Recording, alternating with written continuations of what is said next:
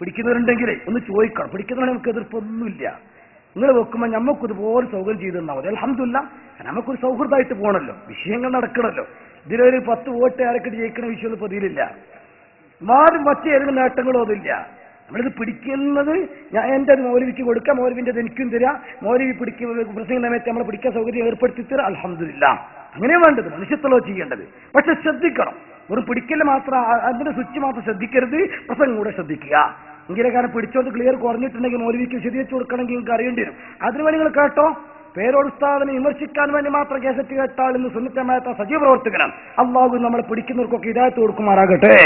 ഞാൻ പറഞ്ഞുകൊണ്ട് വന്നത് എന്താണ്? സ്നേഹമുള്ളതുകൊണ്ടല്ലേ ഇപ്പൊ ഞാൻ വേർന്ന് ദേഷ്യം ഉണ്ടെങ്കിൽ അത് വേർക്കും. അപ്പൊ ഇതാവട്ടെ, ഞാൻ പറഞ്ഞുകൊണ്ട് വന്നത് ഈ രീതിയിൽ മന്ത്രത്തെ സംബന്ധിച്ച് വളരെ വിനിശ്ചിതമായിട്ട് വിമർശിച്ച ആളുകൾ, അതേ ആള് പറയുന്നത് മന്ത്രിച്ചൂര്യ കുട്ടി അങ്ങോട്ട് ഉറങ്ങൂന്നാണ്.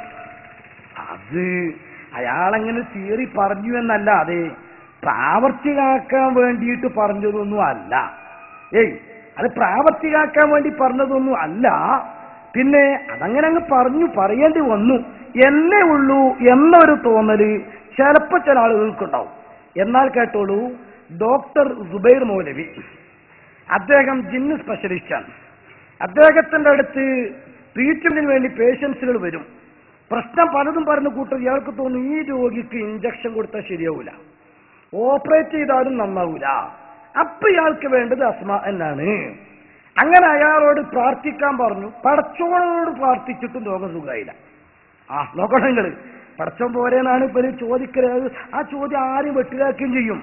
അല്ലാഹു ഉണ്ടാകുമ്പോ പിന്നെ മറ്റാരെങ്കിലും വേണോ? അത്ത ചോദ്യമാണത്. കലിമത്തു ഹഖിൻ ഉരീദു ബിഹി ബാത്തിൽ.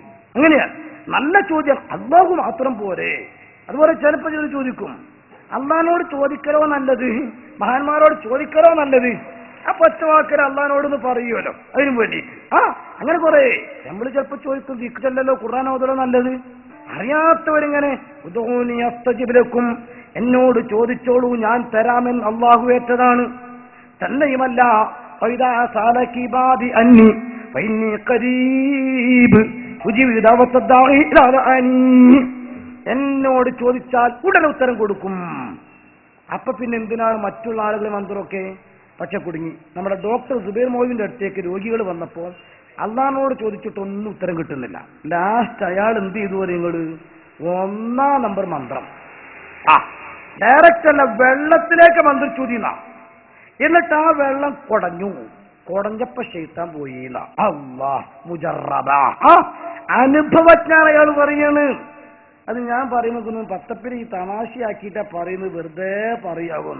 എന്നാ കാര്യത്തിൽ കേൾക്കണ്ടേ? കേട്ടോളൂ മൗലവിന്റെ തന്നെ. എന്റെ അടുത്ത് മതം മാറി വന്ന ചില ആളുകൾ വന്ന് പറഞ്ഞെന്ന് വെച്ചാല്, ഒരു സുഹൃത്ത് പറഞ്ഞത്, പുള്ളി നമസ്കരിക്കാൻ നിന്നാൽ യേശുവിന്റെ രൂപം മുന്നിൽ നിൽക്കുന്നതാണ്.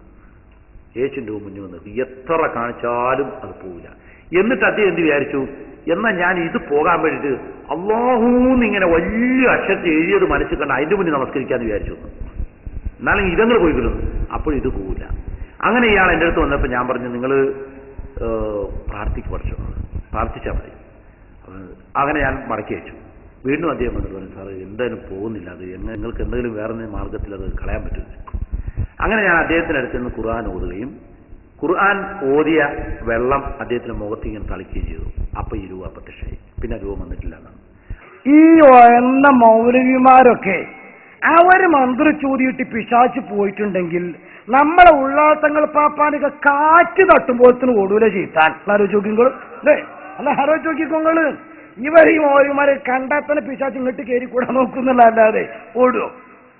അതേ സമയത്ത് നമ്മുടെ സാദാത്യങ്ങൾ ദിക്ർ ചൊല്ലിക്കൊണ്ടിരിക്കുന്ന എപ്പോഴും മന്ത്രവും അതേപോലെ തന്നെ ദുആ സമ്മേളനവും അതുപോലെ തന്നെ നല്ല കാര്യങ്ങളൊക്കെ ചെയ്തുകൊണ്ടിരിക്കുന്ന നമ്മുടെ സാദാത്യങ്ങൾ, നമ്മുടെ ഉസ്താദുമാർ, നമ്മുടെ പണ്ഡിതർ, നമ്മുടെ നേതാക്കൾ, ഇവരൊക്കെ മന്ത്രിച്ചൂതിയ ശൈത്താൻ ഓടുമെന്ന് ഉറപ്പല്ലേ? ഇനി ശബ്ദം കേൾക്കുന്ന കൂട്ടത്തിൽ ഏതെങ്കിലും മുജാഹിദ് കുടുങ്ങിപ്പോയവരോ ജമാഅത്ത് ഇസ്ലാമി കൊള്ളാം എന്ന് ധരിച്ചവരോ ഉണ്ടെങ്കിൽ നിങ്ങൾക്കൊരു പുനർവിചിന്തനത്തിന് ഇപ്പൊ സമയമല്ലേ? ഏത്?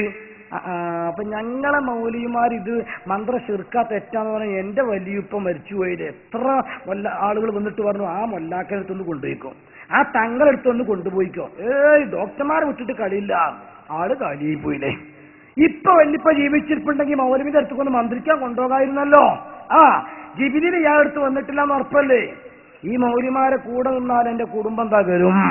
നിങ്ങൾ മനസ്സിലാക്കിക്കോ, മനസ്സിലാക്കി വേണമെങ്കിൽ. സുന്നിക്ക് ആളെ കുറവില്ല, നിങ്ങൾക്കറിയാലോ. സുന്നികൾക്ക് ഇപ്പൊ ആളെ കുറവില്ല, ആള് കൂടിയിട്ടാ തകരാറ്. പല സ്ഥലത്തും പള്ളികളൊക്കെ പിന്നെ രണ്ടാം തട്ട് എടുക്കേണ്ടിരുന്ന ആള് കൂടിയിട്ടാൽ ഓരോ സ്ഥലത്തും അങ്ങനെയാണ്. അപ്പൊ പെർമിഷൻ ചോദിച്ചാൽ പോലീസുകാർക്ക് ഇപ്പൊ തരാൻ മടിയാ. എന്തേ നിങ്ങൾ എത്ര ആളുടെ 10,000 ആള് ഇല്ലല്ല, നിങ്ങൾ 10,000 എന്ന് പറഞ്ഞാൽ 15,000 ഉറപ്പിച്ച. ഇങ്ങനെ ഉണ്ടാകില്ല, ആളെ തികക്കലില്ല, ആളിഷ്ടം പോലെ ഉണ്ടാകില്ല. ഇപ്രാവശ്യം മർക്കസ് സമ്മേളനത്തിനൊക്കെ പെർമിറ്റിന് വേണ്ടി ഒരുപാട് ബുദ്ധിമുട്ടി, കാരണം റോഡ് ബ്ലോക്ക് ആവുന്നതാണ്. അപ്പൊ ആള് കുറവ് ഞങ്ങൾക്കില്ല. അൽഹംദുലില്ലാഹി അലാ കുല്ലി ഹാൽ. അമ്മാ ബിനിഅമത്തി റബ്ബിക ഫഹദ്ദിസ്. ആ നിൽക്ക പറയുകയാണ്, അള്ളാഹു ഉള്ളതിൽ ബറക്കത്ത് നൽകുമാറാകട്ടെ. പക്ഷെ മുജാഹിദിലും ജമാഅത്തിലും കുടുങ്ങിപ്പോയവര്, അല്ലെങ്കിൽ അവർക്ക് എന്താ കുഴപ്പമെന്ന് ചിന്തിക്കുന്നുണ്ടെങ്കിൽ ആലോചിക്കുക. ഈ രീതിയിൽ വൈരുദ്ധ്യം പറഞ്ഞാലോ? ഇതിന് അവിടെ മാത്രമല്ല, ഈ സിഹ്ർ എന്ന് പറഞ്ഞൊരു കാര്യം ഉണ്ടല്ലോ.